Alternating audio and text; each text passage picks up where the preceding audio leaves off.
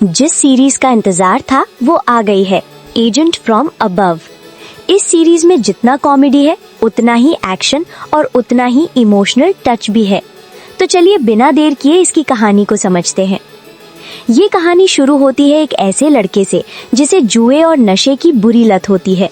वो नशे में इतना डूबता चला जाता है कि उसकी वजह से उस पर कर्ज बढ़ता ही जाता है और आखिर में वो 10 लाख के कर्ज में डूब जाता है। जिस गैंग ने उसे पैसे दिए होते हैं वो उसे समझाते हैं कि तुम धीरे धीरे किश्तों में पैसा चुका सकते हो, लेकिन इसके लिए तुम्हें अपने घर के कागज गिरवी रखने होंगे।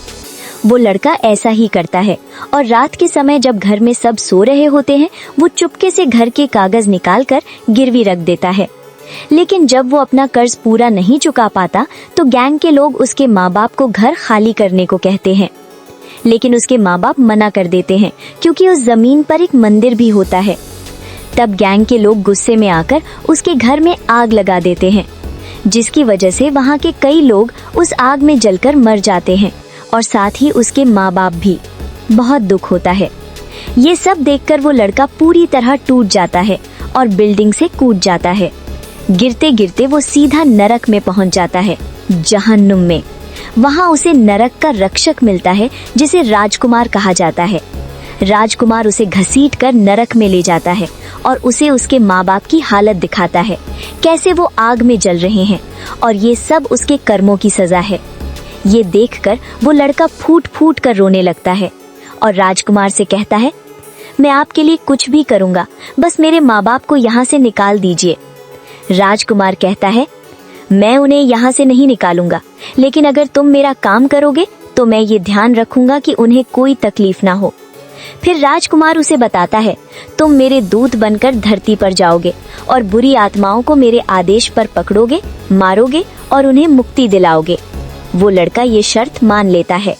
तो दोस्तों, क्या लगता है आपको, क्या इस लड़के को कोई सुपरनैचुरल पावर मिलेगी या फिर इसे सिर्फ धरती पर मार खाने और सजा काटने के लिए भेजा जाएगा? और जब ये एक बार धरती पर मर चुका है तो क्या ये दोबारा मर सकता है? तो चलिए आगे की कहानी देखते हैं।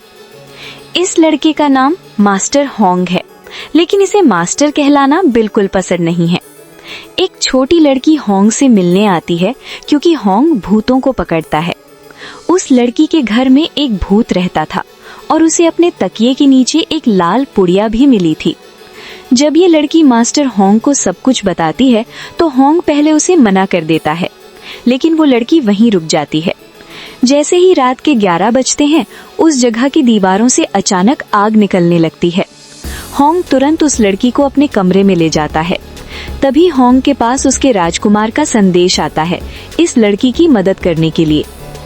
अब होंग मान जाता है और उसकी मदद करने के लिए तैयार हो जाता है। होंग उस लड़की की तीसरी आंख खोल देता है ताकि वो भूतों को देख सके। उसके घर के आसपास बहुत सारे भूत रहते हैं।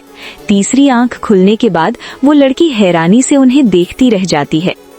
फिर होंग उसके घर जाता है और चीजें इकट्ठा करके ऐसा दिखाता है जैसे वहाँ कोई भूत ही नहीं है। वहीं उसे उस लड़की की मेडिकल रिपोर्ट मिलती है और असलियत पता चलती है कि उस लड़की को कैंसर है। बड़ा दुख हुआ। ये जानकर होंग चुपचाप वहाँ से वापस आ जाता है। अब कहानी में एंट्री होती है होंग के एक पुलिस वाले दोस्त की। वो होंग से मदद मांगने आता है कि एक भूत है जो लेडीज टॉयलेट में झांकता है और सबको डराता है। होंग इस केस को लेने के लिए तैयार हो जाता है। जब वो ऑफिस पहुंचता है तो उसे वहाँ कोई भूत नहीं मिलता क्योंकि वो असली में एक अश्लील भूत होता है। होंग टीवी पर वीडियो चलाने लगता है। तभी अचानक वो भूत सामने आ जाता है और होंग के साथ लड़ाई शुरू हो जाती है।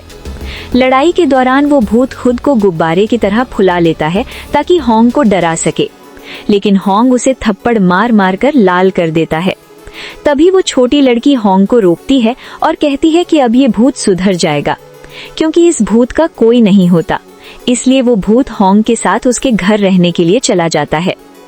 आगे एक दिन उस लड़की को अपने पिता दिखाई देते हैं। वो उनका पीछा करते हुए अपनी सौतेली माँ तक पहुँचती है, लेकिन उसकी सौतेली माँ के अंदर 2 आत्माएं होती हैं।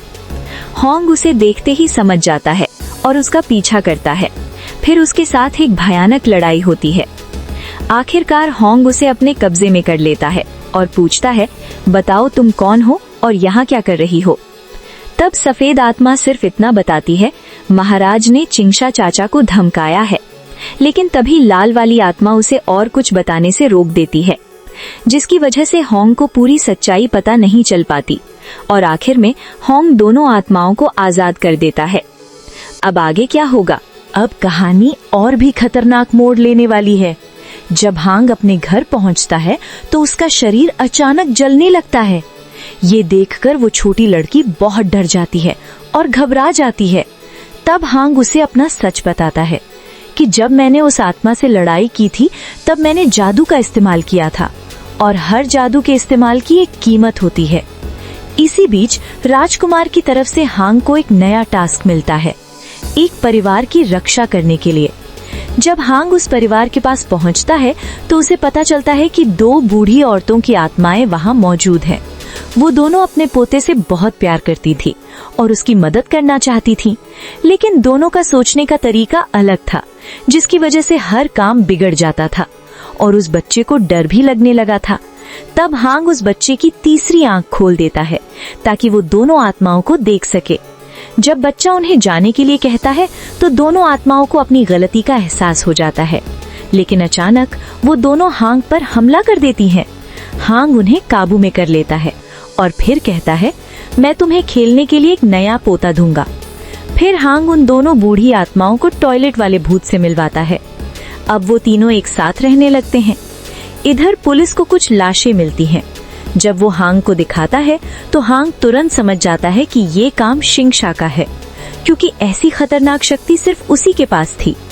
हांग सोचता है कि शिंगशा तो दानव राजा को आजाद करना चाहता था और इसके लिए उसे दानव राजा से शक्ति मिलती थी। जब वो दानव राजा को आजाद कर रहा था तब मैंने उससे लड़ाई की थी और उसे हराकर उसकी शक्ति खत्म कर दी थी, लेकिन वो फिर से ऐसा क्यों कर रहा है? उधर शिंगशा लोगों को पकड़ पकड़कर उन्हें अलौकिक शक्तियां दे रहा था ताकि वो तांत्रिक बनकर दानव राजा को आजाद करने में उसकी मदद करें। अब कहानी में एक नया मोड़ आता है। हांग के पड़ोस में एक औरत रहने के लिए आती है जिसके साथ उसकी एक छोटी बेटी होती है। वो गूंगी होती है। वो औरत हांग से अपनी बेटी को ठीक करने के लिए कहती है, लेकिन हांग मना कर देता है। इसके बाद वो औरत उसी तांत्रिक के पास जाती है। तांत्रिक कहता है कि तुम्हारी बेटी की कुंडली में दोष है, इसी वजह से तुम्हारे साथ कुछ भी अच्छा नहीं हो रहा।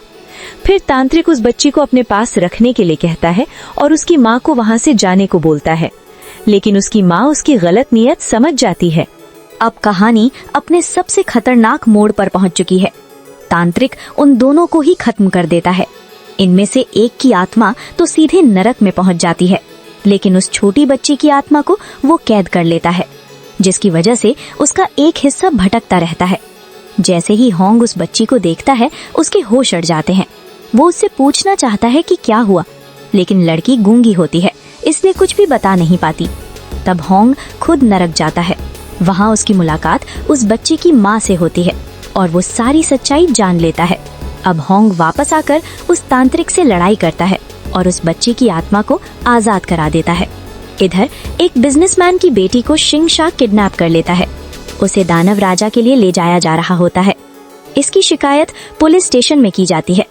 अब पुलिस और होंग मिलकर उस लड़की को ढूंढने लगते हैं, क्योंकि युवराज की तरफ से भी होंग को यही टास्क मिलता है।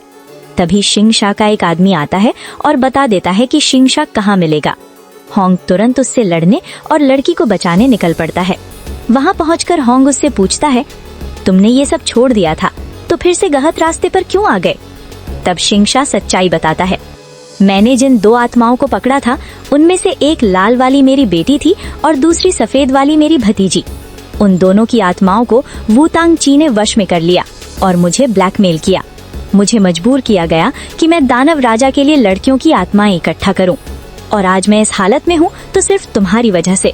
और जिस लड़की को तुम बचाने आए हो वो मेरे पास नहीं है, वो तो वुतांग ची के पास है।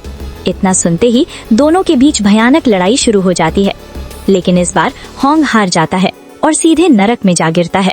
वहाँ उसकी मुलाकात युवराज से होती है। होंग उससे अपनी ताकत बढ़ाने के लिए कहता है।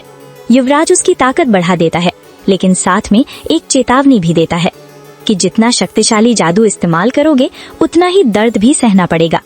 जब होंग होश में आता है तो वो अपनी नई ताकत के साथ जादू का इस्तेमाल करता है और आखिरकार शिंगशा को खत्म कर देता है। अब सवाल ये उठता है दोस्तों कि शिंगशा तो खत्म हो गया, लेकिन अब होंग को कैसे पता चलेगा कि वू तांगची कौन है? क्या होगा जब वू तांगची उससे भी ज्यादा ताकतवर निकलेगा? और अगर दानव राजा आजाद हो गया तो क्या तबाही मचेगी? सबसे बड़ा सवाल, क्या होंग उस लड़की को बचा पाएगा? इन सभी सवालों के जवाब अभी बाकी हैं। मिलते हैं आपसे अगले वीडियो में। अगर ये कहानी आपको समझ आई और आपने इसे अच्छे से एक्सपीरियंस किया तो वीडियो को लाइक जरूर करना और चैनल को सब्सक्राइब करके हमें कमेंट में जरूर बताना कि अगली बार आप किस सीरीज की कहानी आसान और सिंपल भाषा में समझना चाहते हैं। Thank you.